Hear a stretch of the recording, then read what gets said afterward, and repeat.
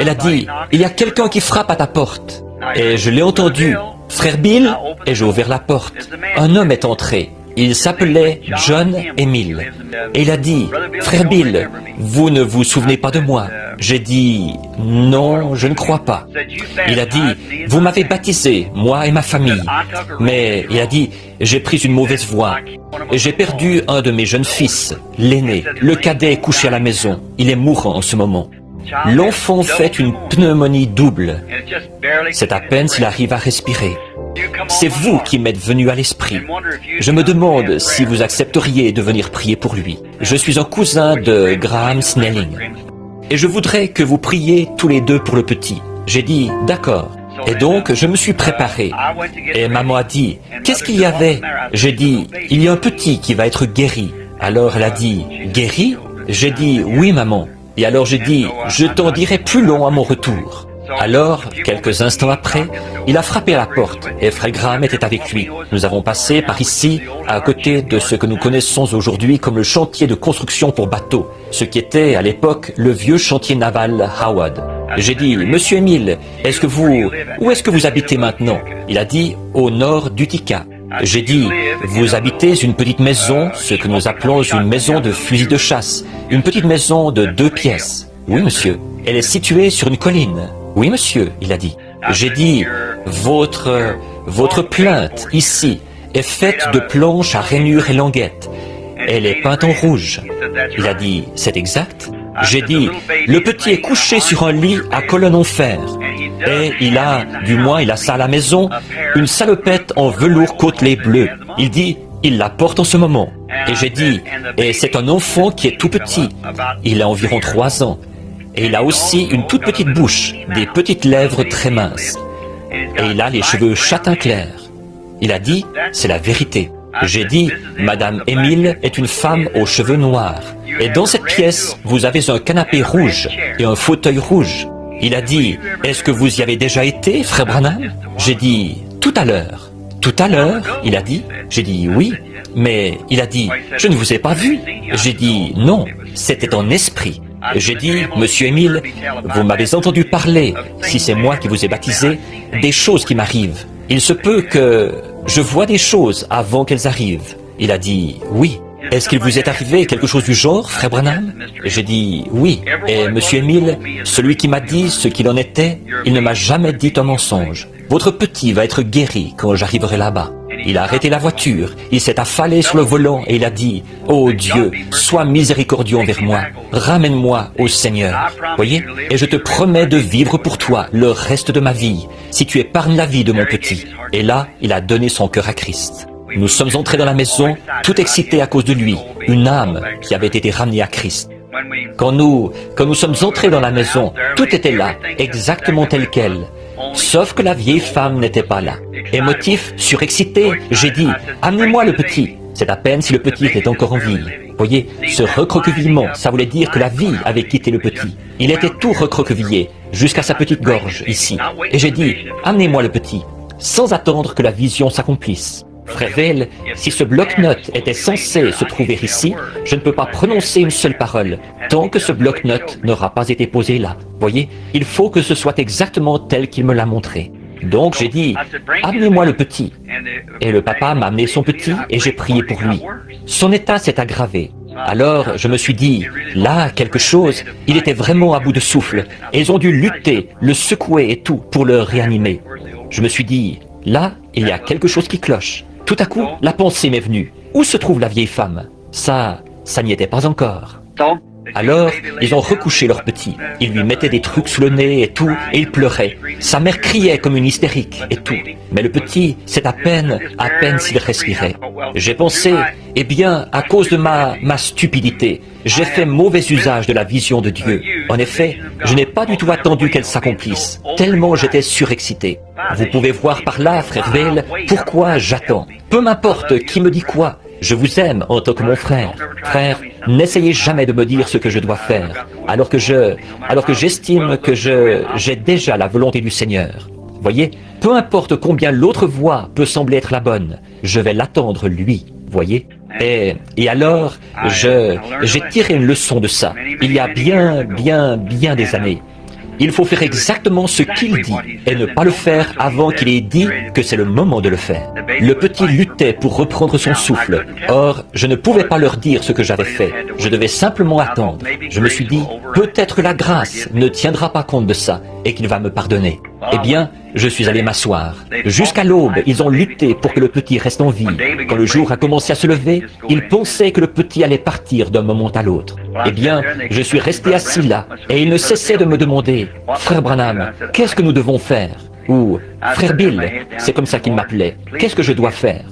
Je disais, « Je ne sais pas. » Voyez, je restais assis là, la tête basse, je disais, « Seigneur, pardonne-moi, je t'en prie. » Eh bien, alors le jour s'est levé. Il fallait que frère Graham Snelling aille travailler. Comme M. Emile devait le ramener, je savais que j'allais devoir quitter cette maison. Et pourtant, frère Graham était censé être assis là. En effet, il a les cheveux blonds frisés, comme vous le savez. Il était censé être assis sur ce canapé. Alors, moi j'étais assis là où frère Graham était censé être assis. Mais la vieille femme n'était pas là. Et il n'y avait pas de vieille femme dans la maison. Alors je suis resté assis là. Et donc, M. Emile a mis son par-dessus. Et puis, je savais que si frère Graham partait, à quel moment il allait bien pouvoir revenir. C'était difficile à dire, voyez. Et puis, je savais que même si cette femme arrivait, alors frère Graham ne serait plus là. Alors, vous voyez dans quelle situation je me trouvais? Et alors, M. Emile a dit, « Frère Branham, est-ce que vous voulez partir? Ou, Frère Bill, vous voulez rentrer à la maison? Vous voulez que je vous ramène à la maison ?» J'ai dit, « Non, monsieur, je vais attendre, si ça ne vous dérange pas. » Ça me coûtait de rester dans la maison, seul avec le petit et sa mère, parce que c'était des jeunes gens. Il avait environ 25 ans, je suppose, et j'avais à peu près le même âge. J'ai dit, non, je vais attendre, si ça ne vous dérange pas. Il a dit, c'est en ordre, frère Bill.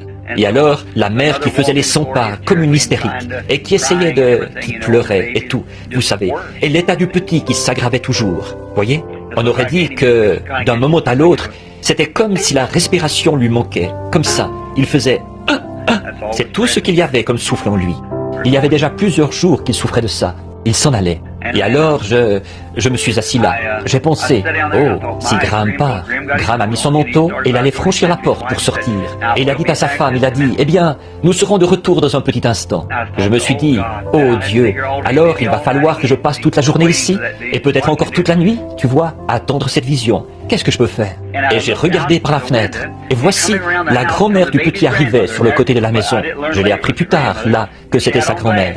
Elle portait des lunettes. Je me suis dit, ça y est, Seigneur, pourvu que Graham ne sorte pas. Alors, elle arrivait toujours par la porte de devant. Mais, pour une raison ou pour une autre, qu'on ignore même jusqu'à ce jour, elle est passée par la porte de derrière. Elle est entrée par la cuisine. Elle est entrée dans la cuisine de la petite maison. Quand elle est arrivée dans l'embrasure de la porte, sa fille y a accouru. Elle l'a embrassée. Parce qu'il s'agissait de la mère de la fille, vous savez. Elle l'a embrassée. Et frère Graham, et puis elle a dit, est-ce que le petit va mieux? Elle a dit, maman, il est mourant. Elle s'est mise à crier comme ça, et sa mère pleurait. Alors, je me suis dit, pourvu que ça marche là, que Graham ne sorte pas. Et je me suis levé, mais je ne pouvais rien dire, voyez-vous. Je ne pouvais qu'attendre.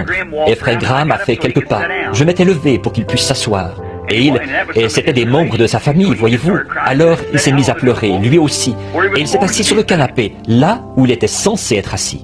Je me suis dit, maintenant, pourvu que cette vieille dame vienne s'asseoir dans ce fauteuil rouge. Et je m'étais reculé vers la porte où se tenait M. Emile. Il portait son par-dessus, et il était prêt à partir. C'était par un temps très froid, un froid de blizzard. Et je me suis dit, et la vieille dame s'est assise dans le fauteuil. Puis Graham s'est assis, et il a baissé la tête. Et la mère du petit a posé sa main contre la porte. Elle s'est mise à pleurer. Exactement la vision. Et la vieille dame s'est assise.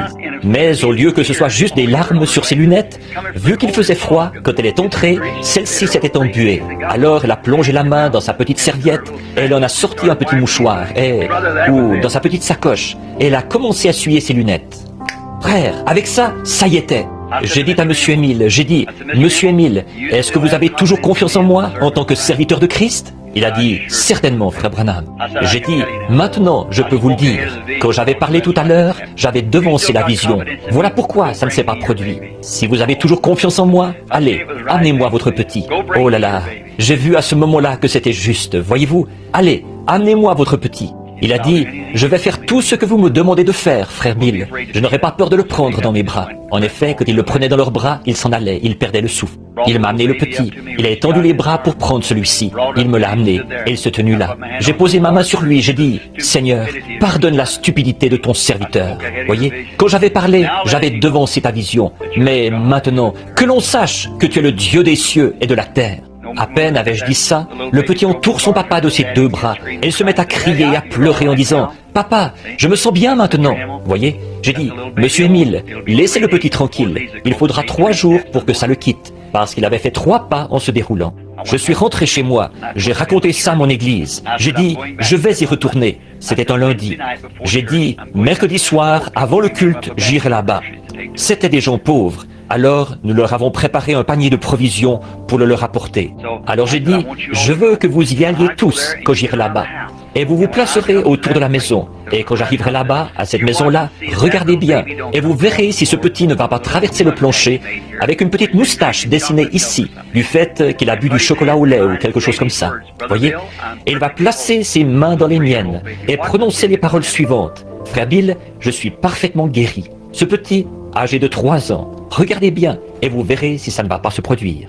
Mon épouse actuelle, Meda, c'était bien avant que nous soyons mariés là. Elle faisait partie du groupe et tout un camion plein de gens était allé là-bas. Et ils s'étaient placés autour de cette maison, voyez-vous, pour me voir quand j'allais arriver dans le vieux camion de la compagnie des services publics que j'avais chez moi ce soir-là. Je n'avais pas de voiture personnelle. L'arrière était plein de goudron et de choses, vous savez, que j'avais transporté ce jour-là pour faire des réparations. Je suis arrivé devant la maison, je me suis arrêté.